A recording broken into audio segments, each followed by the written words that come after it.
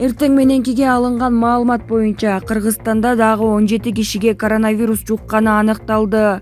Бул тууралуу брифинг учурунда Саламаттыкты сактоо министринин орун басары Нурболот Үсөнбаев билдирди.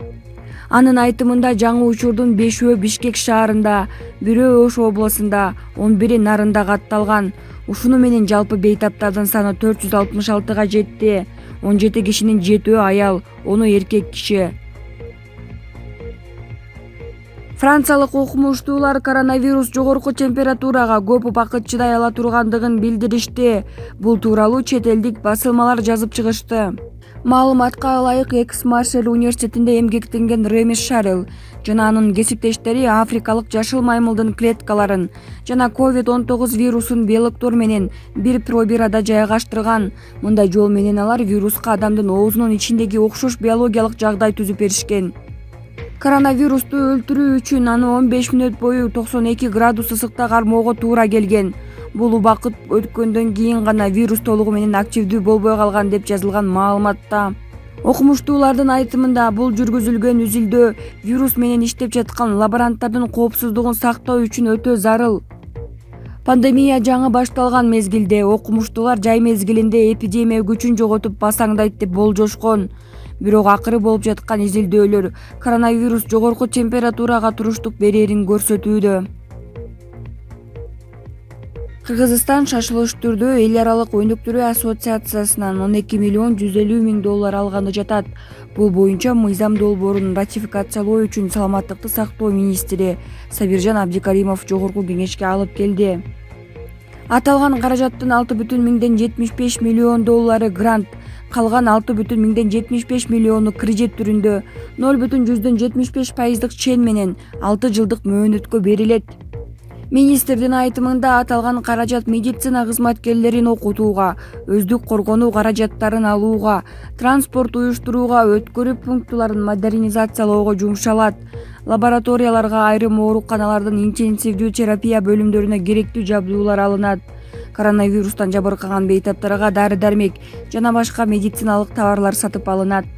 Мындан сырткары ушул каражаттын эсебинен жугуштуу оорулар ооруканалары, санабитим станциянын лабораториялары оңдолот. Депутаттар бул мыйзам долбоорун суроо талкуусуз добуш берүүгө жөнөттү. Эң биринчи коронавирус жуктурган адам Ухань шаарындагы вирусология институтунун лабораториясында иштеген. Бул тууралуу Fox News телеканалы 15 апрель күнү билдирди. Америкалык журналисттердин көп сандаган ишенимдүү булактарына таянып айткандарына караганда, дүйнөдөгү эң алгачкы коронавируска кабылган адам лабораторияда иштеп жатып жарганаттан вирус жуктурган. Ошол эле учурда ал лабораторияда эч кандай биологиялык курал жасабастан жөн гана вирусту иликтеп жатканы айтылат. Буга чейинки британиялык жалпыга маалымдоо каражаттары дагы коронавирус лабораторияда коопсуздук техникасы сакталбагандыгы үчүн адамга капысынан жукканын айтып чыгышкан. Пекин бул айыптоолордун баарын четке кагып келет. Буга чейин Кытай бийлиги коронавирус жуктурган эң биринчи киши Уханьдагы деңиз азыктары сатылган Хуанянь базарында креветка сатып иштегени билдирген. Коронавирус узаган жылдын декабрь айынын этегинде Кытайдын Хубей провинциясында Ухань шаарында тараган. Андан бери 200гө чукул мамлекетке жайылып, 16 мартка караганда түнү аны жуктургандардын саны жер жүзүндө 2 миллион адамдан ашты. Учурда дүйнөнүн ар кайсы мамлекеттери ага каршы вакциналарды жана дары-дармектерди жасоо менен алектенүүдө.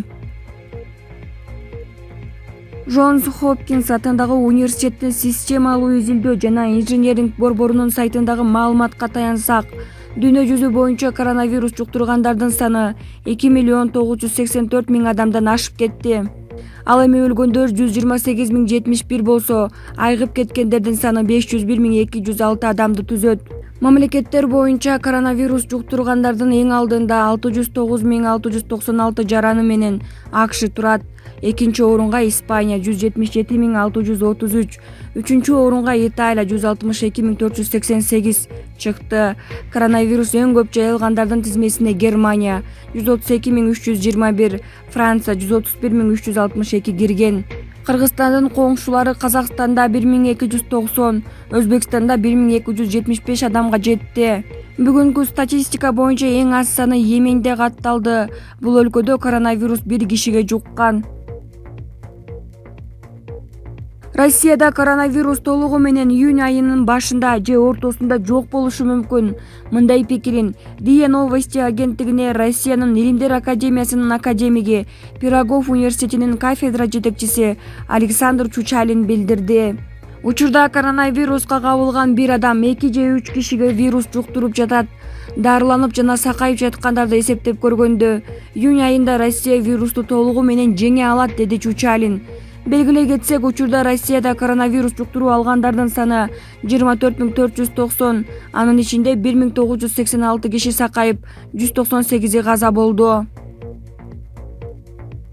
Ушул тапта коронавирус жуктуруп алган бейтаптардын арасынан 11-нин абалы оор, алардын 4-өө жандандыруу бөлүмүндө.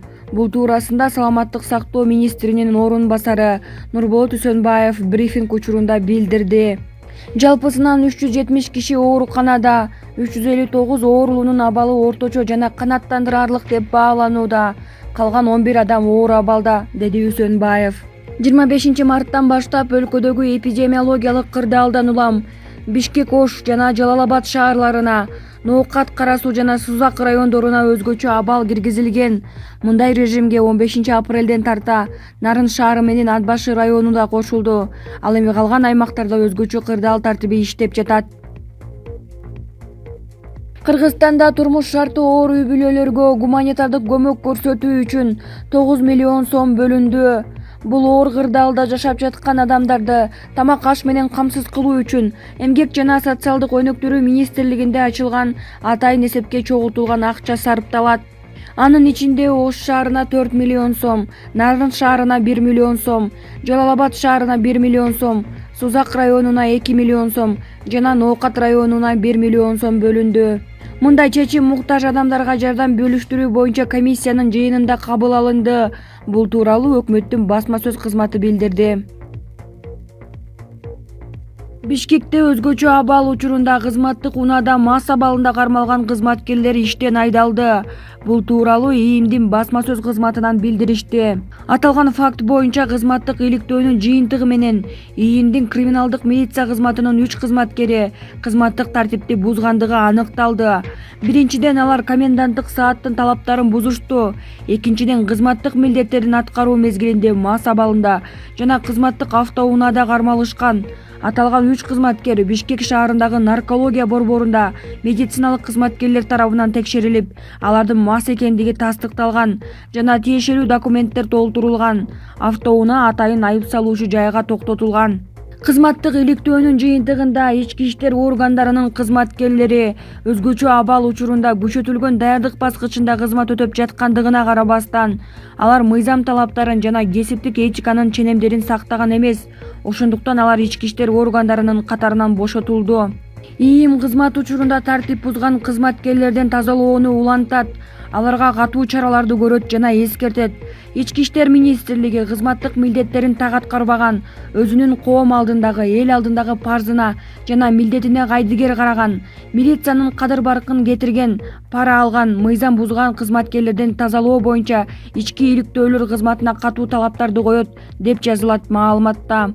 Буга чейин блогер Болот Ибраимов социалдык тармактагы баракчасына Бишкектеги милициянын 4 кызматкери кармалды, алар мас абалында болушкан деген видеосун жүктөгөн. Кыргызстандагы жарандык никени каттоо бөлүмдөрү өзгөчө абал киргизилгенден бери 328 түгөйдүн никесин каттады. Бул тууралуу мамлекеттик каттоо кызматынан билдиришти. Маалыматка караганда, коронавирус коркунучунан улам никесин каттаткандан баш тарткан түгөйлөр дагы болду. Өзгөчө абал киргизилгенден бери өлкө боюнча никени каттатууга арыз кабыл алуу токтотулган. Биз сөз кылып жаткандар март айына чейин арыз берүүгө жетишкендер. Өзгөчө абал учурунда өлкө боюнча 328 үй бүлө курулса, алардын 7-өө Бишкек шаарында болду деп айтылат билдирүүдө. Мамлекеттик каттоо кызматынан билдиришкендей, өзгөчө абал режими токтотулары менен ЗАГС кызматтары адаттагыдай иштей баштайт. Өткөн суткада Кыргызстанда 13 адам коронавирустан айыгып үйүнө чыгарылды. Бул туурасында Саламаттык сактоо министринин орун басары Нурболот Үсөнбаев брифинг учурунда билдирди. Сакайгандардын 2-өө Ош шаарында, 3-өө Бишкекте, 4-өө Нарын облусунда, 4-өө Ысык көл облусунун тургундары. Ушуну менен республика боюнча бүгүнкү күнгө чейин 91 бейтап айыгып ооруканадан чыгарылды.